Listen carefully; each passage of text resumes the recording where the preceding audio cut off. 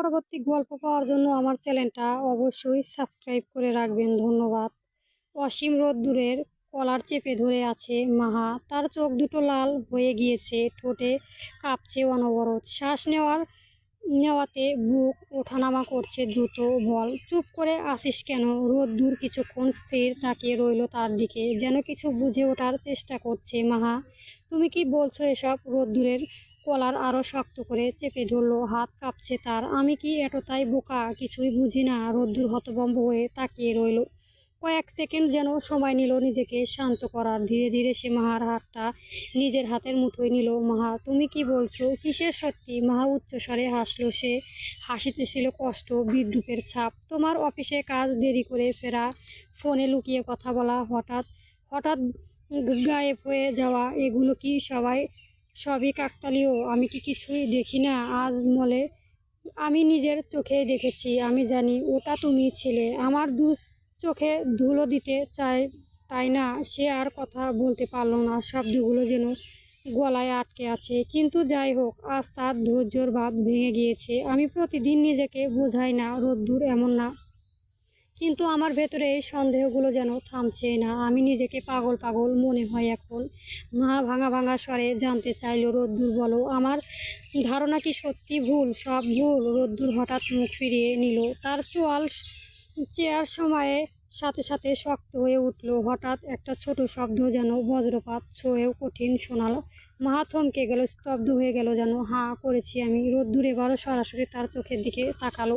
চোখে ক্লান্তি, বিরক্তি, একরকম আত্মসমর্পণ সবাই দেখতে পেল। মাহা, তুমি যেহেতু এতদিন ধরে আমাকে অপরাধী বানিয়ে রেখেছো, আজ সত্যি শুনেও নাও। হ্যাঁ, এটাই একটা মেয়ের সাথে কথা বলছি। ও আমাকে বুঝতো, আমার সুখ দুঃখ বোঝে। অন্তত তোমার মতো সন্দেহ করে না। মাহার বুকের ভেতর কেউ যেন ছুরি ঢুকিয়ে দিয়েছে। মানে সত্যি? তার গলা শুকিয়ে এলো। হ্যাঁ, সবসময় তোমার এই সন্দেহ, এই নজরদারি। আমি দম বন্ধ হয়ে আসছে। বাইরে একটু শান্তি খুঁজেছি।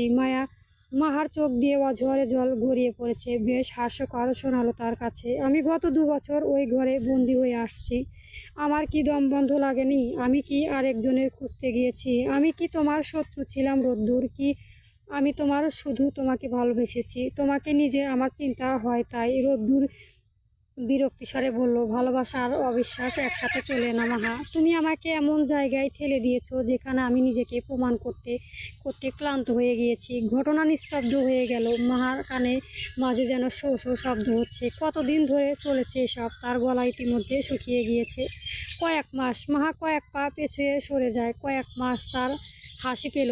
বিদ্রূপ করে হাসতে হাসতে বলল, আমি এখানে নিজের মাথা খারাপ করেছি, নিজেকে দোষ দিচ্ছি। ভাবছি আমি বুঝি অসুস্থ। রোদ্দুর মাথা নিচু করে বলল, আমি চাইনি এমন হোক। হঠাৎ ওর সাথে পরিচয়। কথা বলতে বলতে থামো। মাহা হাত তুলে থামিয়ে দিল। আর একটা কথাও বলবে না। চোখে জল মুছে নিল সে।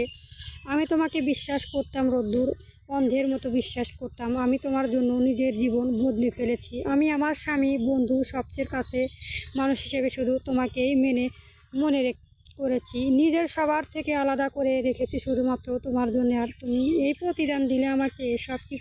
কিছু সময় থেকে আবারও বলল, আমি প্রতিদিন নিজেকে পাগল ভাবতাম আমি ভুল করেছি। অথচ তুমি কিনা সত্যি? রোদ্দুর আচমকা তার সামনে হাঁটু গেজে মাহার সামনে বসে পড়ল। মাহা, প্লিজ, আমি ভুল করেছি। আমি ওকে ভালোবাসি না। এটা একটা ভুল ছিল। আমি শুধু ক্ষণিকের মোহর ছিলাম। আমি তো শুধু তোমাকেই ভালোবাসি। ভালোবাসা? মাহা শক্ত দৃষ্টিতে তাকালো। ভালোবাসা কি এমন হয় রোদ্দুর?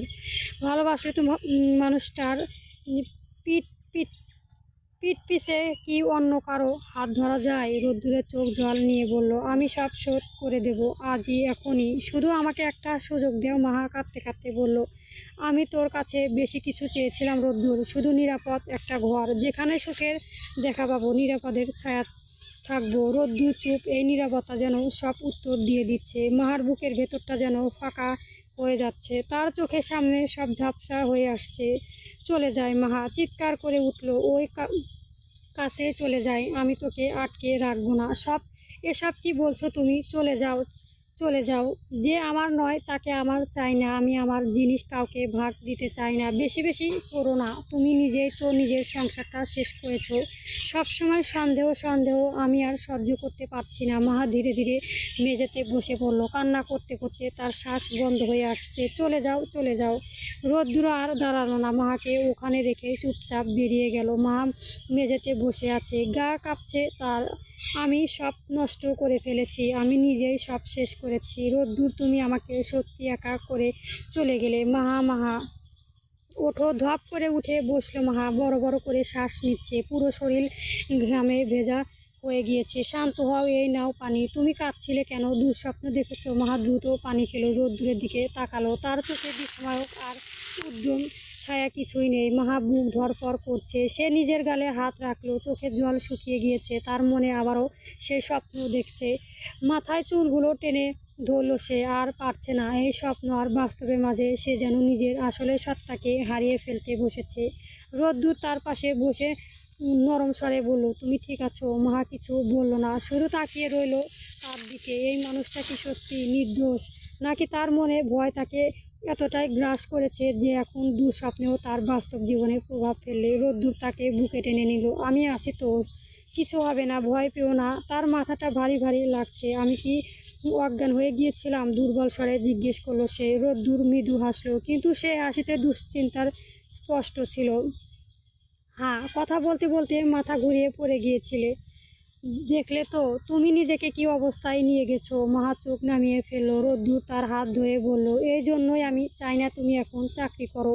তুমি ভাবছো আমি তোমাকে আটকে রাখতে চাই, কিন্তু তা নয়। দুশ্চিন্তা, কাজের চাপ, ঘরের কাজ, বাইরের কাজ, এসব যখন একসাথে প্রেশার পড়বে তখন তুমি আবারও অসুস্থ হয়ে পড়বে। আমি চাই তুমি কোনো ঝামেলা ছাড়াই নিশ্চিন্তে বাসায় থাকো, নিজেকে সময় দাও। আমি দুর্বল নই। ফিসফিস করে বলল মাহা, দেখেছি তো, তুমি নিজেকে খুব বেশি চাপ দিচ্ছ। সারাদিন কি কি ভাবো ভাবো আমি জানি না। শরীরের এই অবস্থা করেছো কেন? মা চুপ করে রইল। রোদ্দুর বলল, আমি চাই না, তুমি আগে সুস্থ হও, নিজের মতো করে নিজেকে সময় দাও। তারপর যদি মনে হয় পারবে তখন ভাববো, কিন্তু এখন না। তার কণ্ঠে অনুরোধ ছিল, এক প্রকার আদেশ।